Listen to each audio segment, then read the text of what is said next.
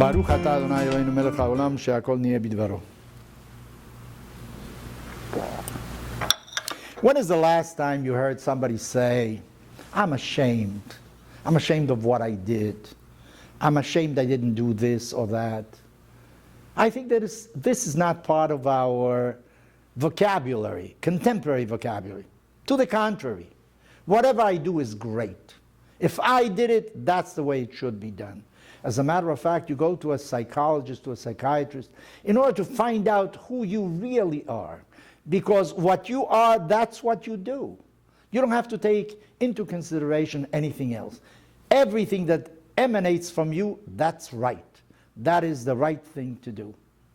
And yet, we have a feeling there may be alternatives to that as well. When did the idea of shame come up first in the Bible? The Torah says that Adam and Eve disobeyed God's will. God told them not to eat of a fruit of a certain tree, and they went and ate it. You know the story, the way it goes. The serpent said to Eve, don't worry about it, nothing is going to happen to you. And Eve ate of that fruit, gave it to Adam also. And then the Torah says they realized that they were naked and they were ashamed and they hid. What did they do? They covered themselves with the leaves of a fig tree. This is why our rabbis think, some of them think, that maybe the fruit that they ate, that they shouldn't have eaten, was actually a fig, because they covered themselves with the leaves of a fig tree. Apparently they were, at that moment, next to the fig tree. But be that as it may, what does it mean that they were ashamed? They were ashamed of what? Of their bodies. What were they ashamed of? Maybe they were ashamed, they were hiding from God because they realized they could have done something else.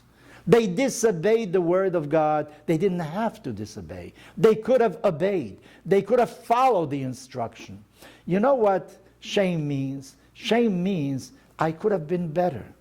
And when you are being taught that whatever you are great, you tell your child, you're the nicest, you're the most handsome boy in this world.